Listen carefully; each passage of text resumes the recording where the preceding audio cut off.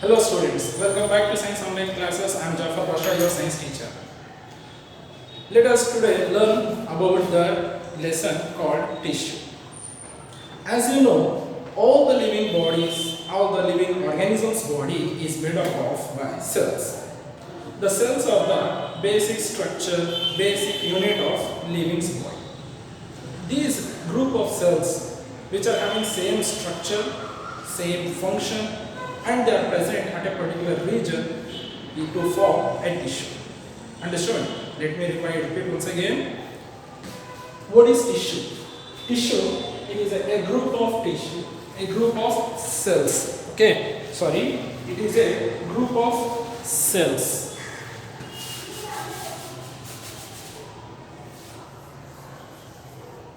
A group of cells which are similar in structure, function, and are present at a particular region is called tissue.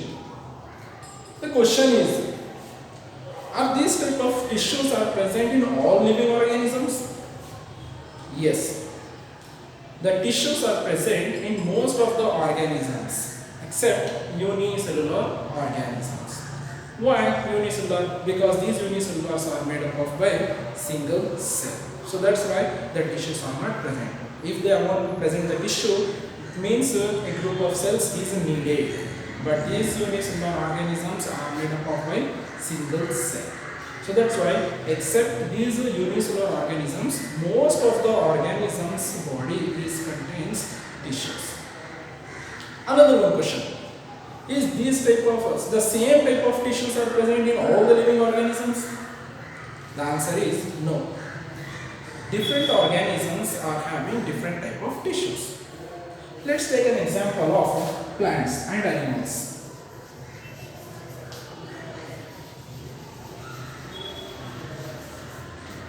As we know, the plants are totally different from the animals. How? The plants cannot move from one place to another place. They are stationary at a particular place. While compared to animals are moving from one place to another place in search of food, in search of mates, in search of shelter. And another difference also we can see. In plants, the growth is not takes place in all the regions. The growth is limited to particular regions. Whereas the animal's body, the growth takes place in all the parts, all the regions in the body. And in the plants again, the growth is not uniform. But in the animals, the growth is uniform to each part and each organ of the body. So hence, the different organisms are having different type of tissues. The different type of tissues are having different type of functions. Understood? So based on this, we have to learn that one, the classification of tissues. Let me study first the classification of tissues, how they are present in the plants. Understood? Come, let me study about that plant tissue. Plant tissue. The plant tissue is divided into two types, dividing tissue and non-dividing tissue. Dividing tissue is also called as meristematic tissue, and the non-dividing tissue is also called as permanent tissue. Dividing tissue, which is called as meristematic tissue, this meristematic tissue helps to divide, meristos, the word comes from Greek words which means divided. This meristematic tissue helps to divide and for growth of the plant body. Meristematic tissue present at all the parts where we can see the growth. The growth is restricted to certain parts of the plant body. Then, where it is present, the meristematic tissue is present in three regions. So, which are the three parts? So, they are for having three types. Let me see.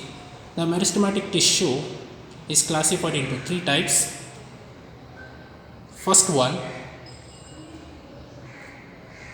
is classified as apical meristem. Second, lateral meristem. Third, intercalary meristem. First, apical meristem. Apical meristem is located at the roots and shoot tips and helps to increase the length of the plant body. Second, lateral meristem. Lateral means side to side. So it means the lateral meristem is located at the girth of the plant body and it helps to increase the girth of the plant body. Then this girth is also known as cambium of the plant body. Then third one is intercalary meristem. Intercalary meristem is present at the base of the leaves or in the internodes. These intercalary meristem helps to grow twigs into branches and new leaves. These tissue cells filled with cytoplasm. These tissue cells filled with cytoplasm, which are dense and thin cellulose walls and a prominent nuclei. So these are the three types of meristematic tissue which are present at the apex region, lateral region and at the nodes and internodes. So dear students, you learned about that three types of meristematic tissue present in the plants. One is the tip of the root at the shoot, which helps to increase the length of the plant body. Second, lateral meristem, which are present at the sides, which increases the girth of the plant body. And the third one is intercalary meristem, which are present at the nodes, internodes region, which give rise to new branches from twigs and new leaves. This is all about that meristematic tissue. The next type of tissues, which is called as permanent tissue, which is also known as non-dividing tissue, we will be continuing in our next class. Thank you all.